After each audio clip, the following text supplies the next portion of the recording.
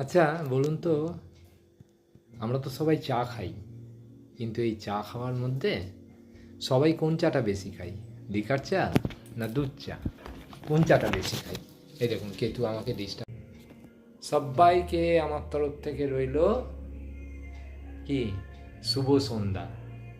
সন্ধ্যা হয়ে এসছে, তাই এই যে যখন সকাল হয় বা সন্ধে হয়, আমরা কিন্তু একটা পানীয় খাই সবাই।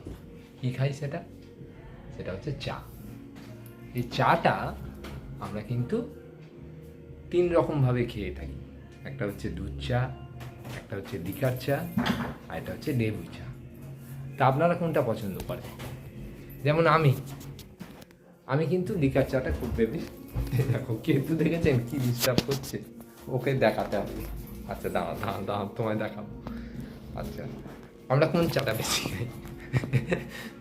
আমরা কোন চাটা বেশি খাই? লিকার চা না দুধ চা নাকি লেবু চা?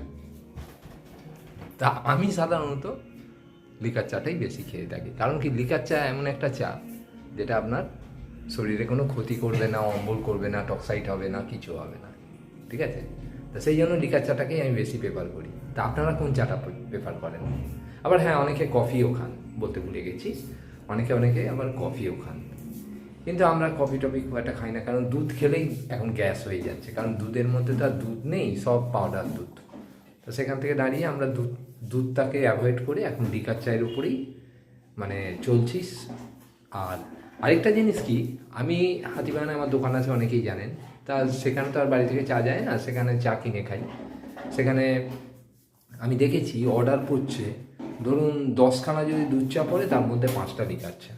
তা দেখা যাচ্ছে আস্তে আস্তে মানুষ কিন্তু লিকার চায়ের দিকে ঝোঁক বেশি বাড়ছে। তা কেন বাড়ছে না, এই যে অম্বল, গলা বুক জ্বালা, চা খেলে একটা ঢেঁকুর, বিভিন্ন রকমের সমস্যা হচ্ছে, যার জন্য মানুষ এখন লিকার চাটাকেই বেশিভাবে পছন্দ করছে। তা আমার বিষয়বস্তু হলো, লিকার চাটা খাওয়া ভালো না খারাপ? আমার কাছে তো ভালো। তা আপনাদের কাছে কেমন, কমেন্ট করে জানাবেন, ঠিক আছে?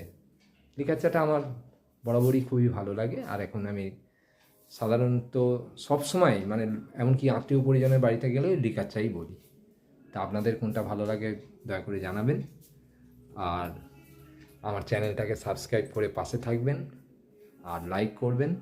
লাইক করলে কি হয়, ভিডিও করার আগ্রহ বাড়ে। ঠিক আছে? তা আপনারা আশা করি আমার পাশে থাকবেন। দেখা হচ্ছে পরে কোনো ভিডিওতে। ততক্ষণে সবাই ভালো থাকবেন এবং সবাইকে ভালো রাখবেন। ঠিক আছে? টাটা।